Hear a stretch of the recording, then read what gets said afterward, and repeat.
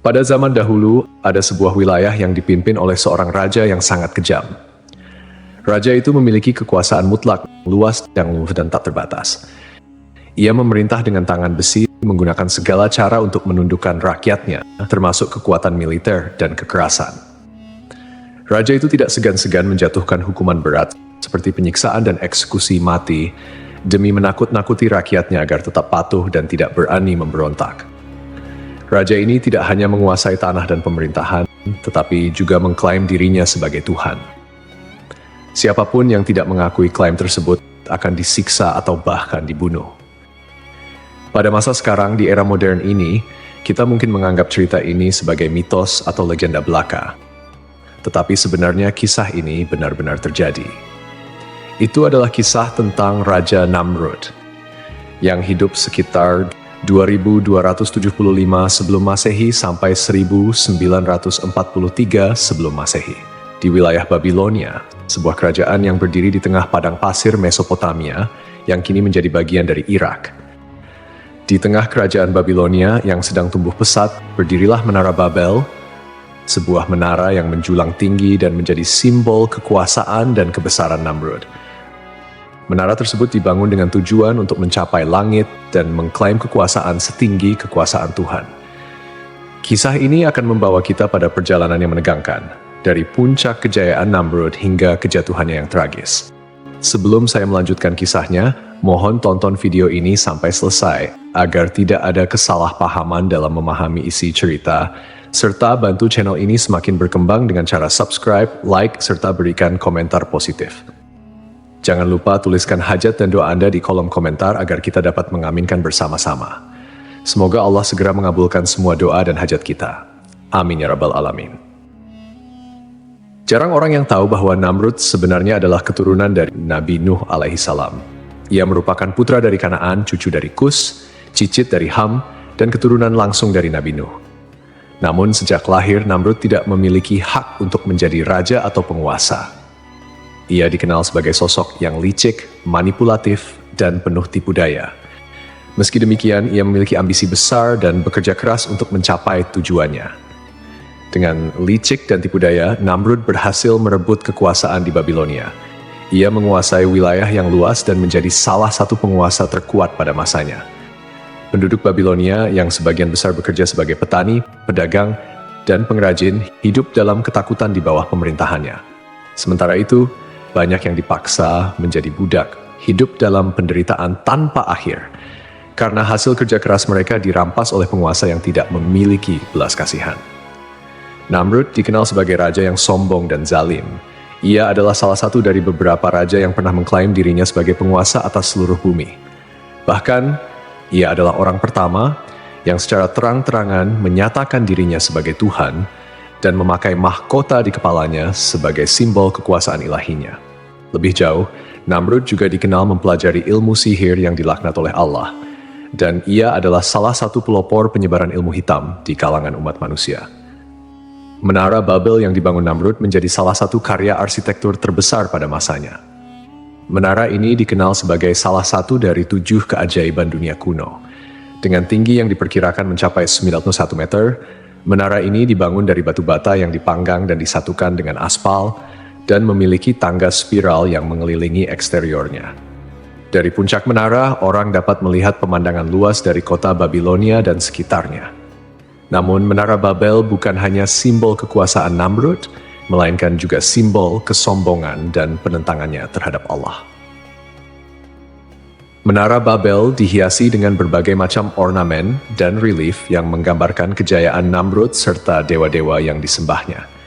Bangunan ini dianggap sebagai karya arsitektur yang sangat fantastis pada masanya, dibangun oleh ribuan pekerja termasuk budak dan para tukang yang terampil. Beberapa sumber kuno menyebutkan bahwa pembangunan menara tersebut melibatkan puluhan ribu orang dan berlangsung selama beberapa dekade. Proyek ini memakan waktu sekitar 20 hingga 30 tahun dengan berbagai tahap rekonstruksi. Tujuan utama pembangunan Menara Babel adalah untuk menunjukkan kekuasaan, kemegahan, serta ambisi Namrud yang ingin mencapai langit dan menyamai Tuhan. Menara ini bukan sekadar simbol kekuasaan, tetapi juga menjadi pusat kekuatan kerajaan Babilonia, yang merupakan salah satu peradaban terbesar dalam sejarah manusia. Babilonia yang terletak di Mesopotamia, kini wilayah Irak, terkenal sebagai pusat perdagangan, budaya, dan kekuasaan pada masa itu. Sebelum jadi raja, Namrud sudah hidup dalam kemewahan dan kesejahteraan. Mimpinya yang paling besar adalah menjadi penguasa mutlak atas seluruh muka bumi.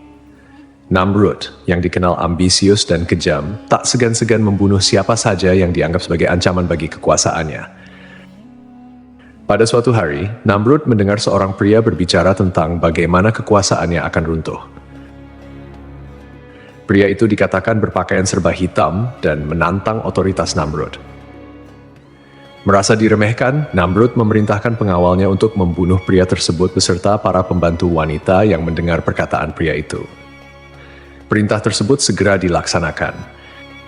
Namun saat Namrud memasuki kamarnya, ia sangat terkejut ketika melihat pria yang baru saja dibunuh sudah berada di dalam kamarnya.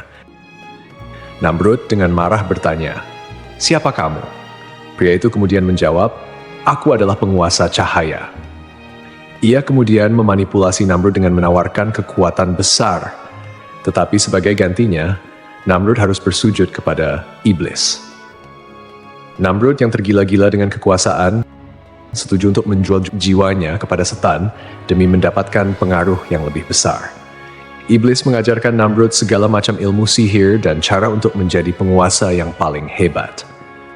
Setelah menguasai ilmu sihir, Namrud kemudian membunuh ayah kandungnya untuk merebut tahta. Dengan bantuan iblis, ia menjadi raja yang sangat kuat dan tak terkalahkan, serta seorang penyihir yang menguasai sihir tingkat tinggi. Namrud kemudian memperluas wilayah kekuasaannya, menaklukkan banyak negeri hingga ia menjadi penguasa 7 wilayah besar. Pada suatu malam, para pengamat bintang di istana Namrud melihat sebuah bintang baru yang terbit di timur. Bintang itu semakin terang dari hari ke hari dan semakin lama semakin mencolok. Mereka melaporkan hal ini kepada Namrud yang kemudian memanggil para ahli sihir dan peramal. Para ahli sihir sepakat bahwa bintang tersebut menandakan kelahiran seorang bayi yang akan menjadi ancaman bagi kekuasaan Namrud. Ramalan ini membuat Namrud semakin gelisah dan ketakutan. Ia melihat kelahiran bayi tersebut sebagai ancaman nyata bagi kekuasaannya. Maka Namrud memerintahkan agar semua bayi laki-laki yang baru lahir di kerajaannya harus dibunuh. Salah satu pengikut setia Namrud, Azar, yang juga merupakan ayah dari Nabi Ibrahim alaihi salam, baru saja dikaruniai seorang anak laki-laki. Namun, Azar tidak tega menyerahkan anaknya kepada Namrud. Oleh karena itu, ia menyembunyikan Ibrahim kecil di sebuah gua agar selamat dari pembantaian. Meskipun disembunyikan di gua, Nabi Ibrahim tidak sendirian. Allah dengan kekuasaannya yang maha besar memberikan mukjizat untuk menjaga Ibrahim yang masih bayi. Diriwayatkan bahwa dari jari-jari mungil Ibrahim, Allah mengeluarkan susu yang cukup untuk memenuhi kebutuhannya sehari-hari. Ibrahim kecil menghisap jarinya sendiri untuk mendapatkan makanan yang dibutuhkannya. Dan dengan izin Allah, ia tumbuh sehat dan kuat meski berada dalam kondisi yang sangat sulit. Tahun demi tahun berlalu, dan Ibrahim tumbuh dalam perlindungan Allah yang penuh keajaiban. Setelah dewasa, Ibrahim diutus oleh Allah sebagai nabi untuk menyeru kaumnya agar meninggalkan penyembahan berhala dan hanya menyembah Allah. Ibrahim pun menjadi penantang utama kekuasaan dan kezaliman Namrud. Ketika kekeringan melanda kerajaan Babilonia dan rakyatnya datang memohon bantuan dari Namrud, Nabi Ibrahim juga hadir di tengah-tengah mereka. Di hadapan Namrud, Ibrahim bertanya, "Siapakah Tuhan yang sebenarnya?" Namrud, yang sombong, mengklaim bahwa dialah Tuhan. Namun Ibrahim dengan tegas mengatakan bahwa Tuhannya adalah Allah yang menghidupkan dan mematikan.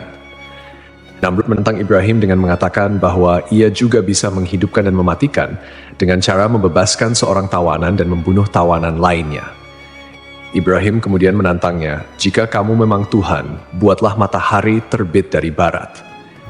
Namrud terdiam, tidak mampu menjawab, dan akhirnya merasa terhina. Namrud suatu hari memanggil Nabi Ibrahim ke hadapannya. Ia ingin menunjukkan kekuasaannya dan menantang Ibrahim. Untuk membuktikan bahwa ia juga bisa menghidupkan dan mematikan, Namrud memerintahkan 2 orang pria dibawa ke hadapannya. Salah satu dari mereka dibunuh, sementara yang lain dibiarkan hidup. Lalu Namrud berkata kepada Ibrahim, "Lihatlah, aku juga bisa menghidupkan dan mematikan." Namun, Nabi Ibrahim alaihissalam dengan bijak menjawab, "Kalau begitu, hidupkanlah kembali orang yang telah kamu bunuh." Namrud terdiam, ia tidak bisa melakukan itu. Ibrahim kemudian melanjutkan tantangannya. "Tuhanku menerbitkan matahari dari timur. Jika engkau memang Tuhan, cobalah terbitkan matahari dari barat." Namrud tidak mampu menjawab tantangan ini dan menjadi sangat marah. Sebagai balasan, Namrud melarang Ibrahim mengambil makanan dari negerinya. Namun dengan izin Allah, Ibrahim meminta segenggam pasir dan membawanya pulang. Pasir itu, berkat mukjizat dari Allah Subhanahu wa Ta'ala, berubah menjadi makanan lezat yang cukup untuk keluarganya. Nabi Ibrahim mulai menjalankan misinya untuk mengajak umatnya menyembah Allah dan meninggalkan penyembahan terhadap Namrud serta berhala-berhala yang mereka puja. Namun, umat Namrud menolak dan terus menyembah berhala. Suatu hari, ketika orang-orang meninggalkan kuil, Ibrahim menghancurkan semua berhala kecil dan menyisakan satu berhala yang paling besar. Ketika penduduk kembali dan melihat berhala-berhala mereka hancur, mereka membawa Ibrahim kepada Namrud untuk diadili. Namrud dengan penuh dendam memerintahkan Ibrahim dibakar hidup-hidup. Mereka pun menyalakan api yang sangat besar dan melemparkan Ibrahim ke dalamnya. Namun dengan kehendak Allah, api tersebut tidak membakar Ibrahim sedikitpun dan ia selamat dari hukuman tersebut. Peristiwa ini membuat Namrud semakin marah. Orang-orang mulai meragukan kekuasaan Namrud dan beralih kepada kepercayaan Ibrahim. Merasa kekuasaannya terancam, Namrud meminta bantuan kepada iblis. Iblis mengatakan bahwa Ibrahim adalah setan yang kebal terhadap api dan menyarankan Namrud untuk menggunakan cara lain. "Namrud, aku telah kalah berkali-kali dengan Ibrahim, dia terus menghina kekuasaanku dan sekarang rakyat mulai meragukan kebesaranku. Aku adalah raja dunia, tapi mengapa aku tidak bisa menundukkan seorang Ibrahim? Kekuasaanmu besar, tetapi engkau hanya kalah karena engkau belum menggunakan semua cara. Ibrahim bukanlah seorang manusia biasa. Ia dilindungi oleh kekuatan yang tidak bisa engkau lawan dengan kekuatan fisik. Lalu apa yang harus aku lakukan? Apa yang bisa mengalahkannya? Aku sudah mencoba membunuhnya dengan api, tapi bahkan api pun tidak mematuhiku." Iblis, Ibrahim dilindungi oleh Tuhannya, tetapi aku bisa memberikanmu kekuatan untuk menandingi itu. Sembahlah aku.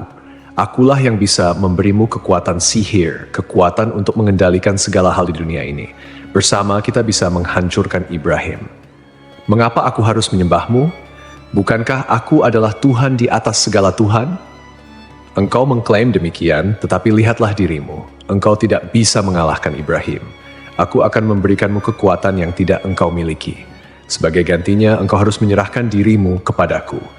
Dan aku akan menunjukkanmu jalan untuk mencapai kekuatan yang lebih besar dari apa yang engkau miliki sekarang. Dalam kesombongannya, Namrud setuju untuk bersekutu dengan iblis. Iblis kemudian mengajarkan Namrud berbagai macam ilmu sihir, termasuk cara menggunakan kekuatan jahat untuk mengendalikan orang-orang di sekitarnya. Namrud semakin tenggelam dalam kekufuran, menyembah kekuatan jahat dan menggunakan sihir untuk memperkuat kekuasaannya. Ia bahkan menjadi penyihir yang sangat kuat dan merasa dirinya tak terkalahkan. Allah Subhanahu wa Ta'ala kemudian mengirimkan pasukan nyamuk sebagai hukuman kepada Namrud dan tentaranya. Nyamuk-nyamuk tersebut menyerang dan menghancurkan pasukan Namrud dan hanya menyisakan dirinya seorang diri. Salah satu nyamuk masuk ke dalam hidung Namrud dan menetap di otaknya, menyebabkan rasa sakit yang luar biasa. Untuk meredakan rasa sakitnya, Namrud harus memukul kepalanya dengan palu atau benda keras. Rasa sakit ini berlangsung selama 400 tahun, hingga akhirnya Namrud mati dalam keadaan yang sangat mengenaskan. Kisah ini menunjukkan bahwa kekayaan, kekuasaan, pasukan, dan bala tentara yang kuat tidak ada artinya di hadapan kekuasaan Allah. Kesombongan Namrud yang menantang Allah justru menghancurkan dirinya. Allah tidak perlu mengirimkan tentara besar untuk menaklukkan Namrud. Cukup dengan pasukan nyamuk, Namrud yang perkasa pun hancur. Dengan kematian Namrud, kerajaan Babilonia yang dulu perkasa mulai runtuh perlahan. Namrud tidak memiliki penerus yang kuat, sehingga kerajaannya terpecah belah dan menjadi sasaran invasi dari kekuatan asing. Babilonia yang pernah dibanggakan oleh Namrud akhirnya jatuh dan terpecah menjadi kerajaan-kerajaan kecil yang saling bersaing. Kisah ini menjadi pelajaran bagi kita semua bahwa hanya Allah yang memiliki kekuasaan mutlak, dan kepadanya lah kita harus tunduk. Hal ini menjadi bukti bahwa tidak ada kekuasaan manusia yang bisa melawan kekuasaan Allah, seberapapun kuatnya mereka.